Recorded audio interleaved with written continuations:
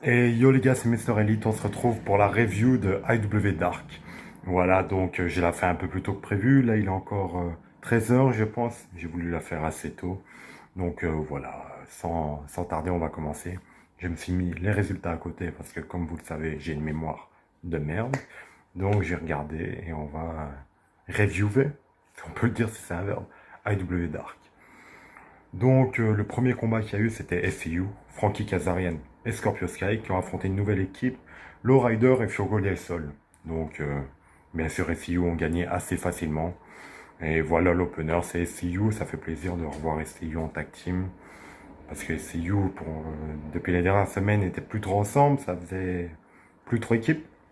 Scorpio Sky, Kazarian, un duo qui fonctionne. Un beau combat contre Lowrider et Fiogo Del Sol. Voilà, c'était leur début. Ouais, c'est pas terrible cette tag team. Faut voir dans le futur. Pour l'instant, c'est pas terrible, ça m'a pas trop plu. Le combat en soi est bon. Donc ça va. Pour un début de Dark, ça va. Après, c'est un Dark, quoi. C'est pas Dynamite. Donc, faut pas s'attendre à des trucs non plus extraordinaires. Donc, après ça, on a eu un segment avec Brody Lee qui accueille un nouveau membre. 5, 5 si vous préférez. Brody Lee lui a tout simplement souhaité la bienvenue. Et voilà. Après ça, 5 ou 5 a eu un combat avec Lee Johnson, où il a battu Lee Johnson avec son backbreaker qui était bien violent. Puis après ça, il y a 3 et 4, ouais, les noms du Dark Order, qui sont venus attaquer Lee Johnson et lui faire un double DDT. Donc voilà, Lee Johnson, le jobber parfait d'AEW, le jobber qui perd toujours à Dark. Il perd même pas à Dynamite, il perd à Dark. Le niveau, le niveau de nullité et de jobberitude, on peut dire ça, de Lee Johnson. Donc voilà, je descends. Ah ouais. Après, on a eu Santana et Ortiz qui ont battu Moussa et Brady Pierce. Santana et Ortiz, c'est la meilleure tag team d'AEW. Pour moi, c'est la meilleure tag team. Trop de charisme.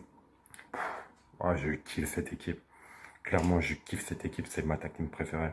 Peut-être avec FTR qui vont arriver, qui vont devenir mes préférés. Mais en tout cas, Santana et Ortiz, ils doivent avoir un moment, un règne. C'est trop incroyable cette équipe. Donc, ouais, ils ont battu Moussa et Brady Pierce. Brady Pierce qui a un beau charisme. Il y a peut-être moyen qu'il fasse un truc dans le futur.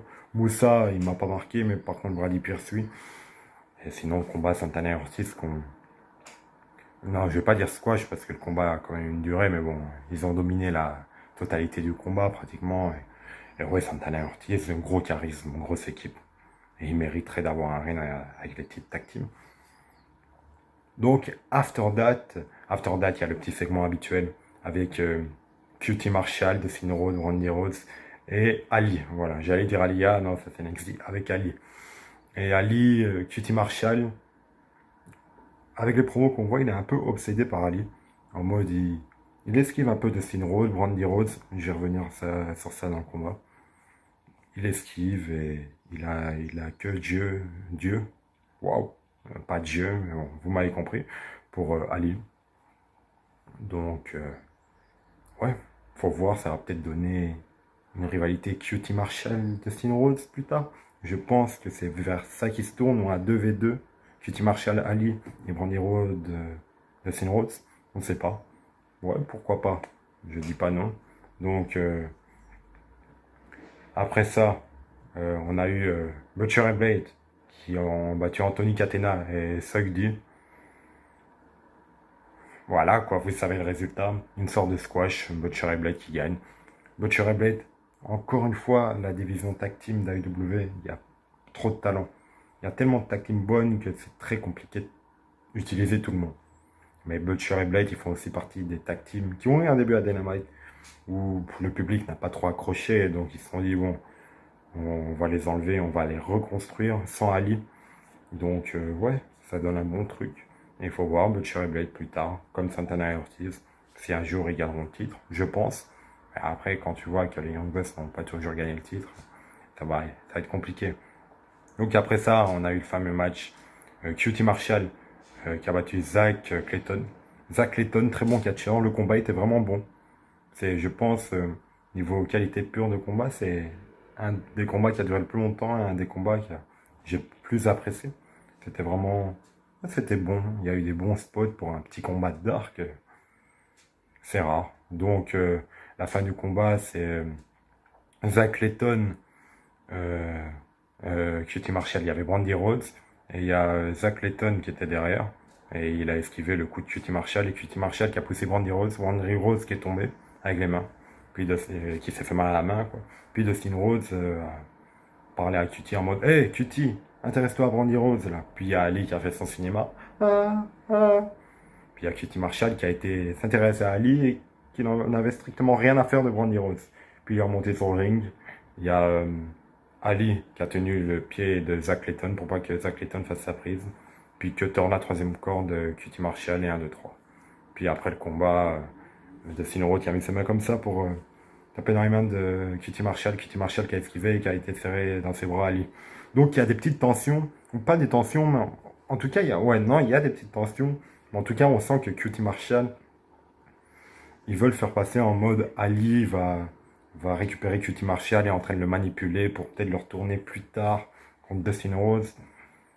C'est une story à voir qui peut être vraiment intéressante. Vraiment, je dis pas non, QT Marshall, Dustin Rhodes. Pourquoi pas? Ça peut vraiment être intéressant. Donc après, on a eu Christopher Daniels, Sonikis. Très très bon combat, encore une fois, Christopher Daniels qui gagne. Sonikis, très bon catcheur. Vraiment, c'est un peu le Velveteen d'AEW, on va dire. Non, mais Christopher Daniels, respect à ce catcheur, à ses carrières. C'est vraiment.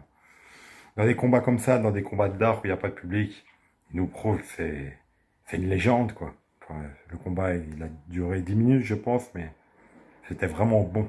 Vraiment, encore une fois, c'est un bon combat. C'est rare de voir une qualité de combat comme ça à Dark, parce que Dark, c'est souvent pour mettre en avant des catcheurs contre des petits jobbers.